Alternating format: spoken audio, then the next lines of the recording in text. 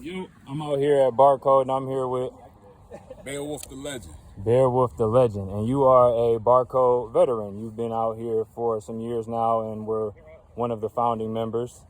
So I'm not one of the founding members. I was actually brought on by Wando. Juan was the guy that was here earlier today. Okay. The world is my gym. That's what you may know me as on Instagram. Okay. So shout out his Instagram real quick. So my boy Wando is at The World Is My Gym. Okay. And of course you should shout yourself out since you're on here. Of course, my Instagram is Quincy the Trainer, or if you just type in the search bar BeoWolf, BeoWolf, you'll find me. Okay. I'll be the first one to pop up. Okay, so we were briefly having a discussion before I turned the camera on about your creativity.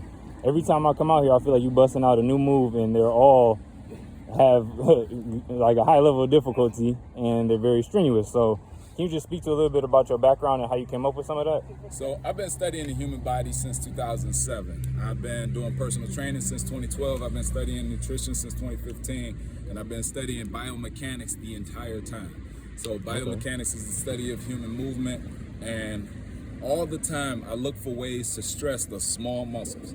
And some of the movements may not look like much, but those small stabilizers, supporting muscles and things like that, the more that those are engaged, the easier everything else becomes, because those muscles assist the larger muscles that move the body around, and if they're not strong enough to keep up, you'll be limited.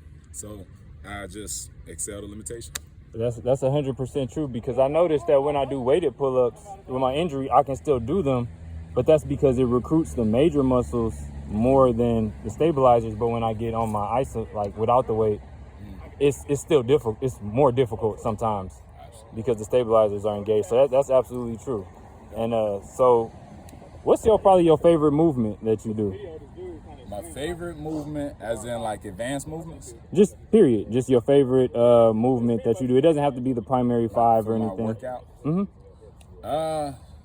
I don't really know if I have a favorite, because it depends on what muscle group. I guess tricep extensions, skull crushers, that would be my favorite. I mean, I can give you an example if you want, but because like the reason I chose that is because I incorporated it in my lifestyle. Everywhere I go, anybody who hang out with me will tell you, if I find a bar, any type of bar, it could be like a bike rack or, you know, the little post at the gas station or something, I'm doing some type of skull crusher, tricep extension, or some type of activity with it. Okay. My first time doing tricep extension, it was a little while ago with my brother. It's a lot of core involved in tricep extension, and I noticed that a lot of the movements that you do incorporate the core also. So like, how much emphasis would you say you put on the core, or would you say is important toward building a calisthenic athlete, like is building their core? So all movement originates from the core. All movement comes from the core. If you think about moving your arm, it's got to start from the shoulder, which is a part of the core. If you think about moving your foot, it's got to extend from the hip, which is a part of the core. That's the base of the core.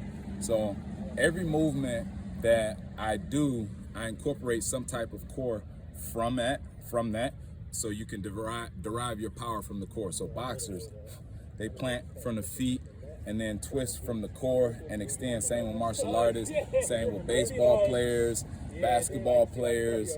Everybody has to have some type of full body engagement. Golfers that use a lot of the core, but it's rooted from the ground. Okay.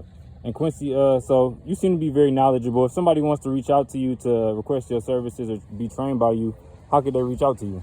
Reach out to me on Instagram, again, at Quincy the Trainer, or, well, that's the main form of communication right now. Instagram, at Quincy the Trainer. I don't just give my phone number out. No, you shouldn't. You know, we're just asking for that. So yeah, hit me up on there, and of course, we can set something up, and we'll go from there. Okay, west side, east side, or you travel? I'm really all over. So the headquarters is right here on the west side, 6 Mile and Lasser. My facility that I work out of right now is in Shelby Township. Okay. So, and when I was an independent personal trainer, I was traveling all over the state of Michigan. So you name it, I was there. Okay. In fact, later on today, I'm being Lansing. Oh, okay. That's what's up. Okay, so just one last question. Somebody that does request you, what can they expect to get from you And will they be expected to get a beginner workout? Are you someone who is more for advanced people? Can the ladies work out with you? Can someone that wants to have like a kid that's training for a high school sport? What, are you all around? What's your specialty? I'm glad you asked that question. So all of my personal training programs start with a foundation. I don't care if you a super athlete who's been doing it for 20 years or a very new beginner, child, or senior citizen. All movement comes from my my foundation work, which is teaching you how to move properly. I don't care if you an Olympic powerlifter. I'm going to show you the basic functionality of the body first and assess you from there, and then we go from what the assessment tells me. So if you have an imbalance, say in the shoulder, I'm not going to have you doing bench presses until we correct that imbalance in the shoulder. If you have an imbalance in the hip, I ain't going to have you doing pistol squats or heavy squats until we correct that imbalance in the hip, because it'll otherwise lead you into further injury. I specialize in injury prevention and corrective exercise science first before athletic performance. And I've worked with Renaissance High School girls basketball team for a couple of years, and since I worked with them, they've been winning championships. So the history speaks for itself. Okay. All right, so this is Quincy the trainer, BeoWolf, Barcode legend. Thanks for this interview and thanks for that workout. Not gonna lie, I did throw up 3 times in the parking lot. but if you ain't hurting, you ain't working. So That's right. thank you again. Yes, sir. Mm-hmm.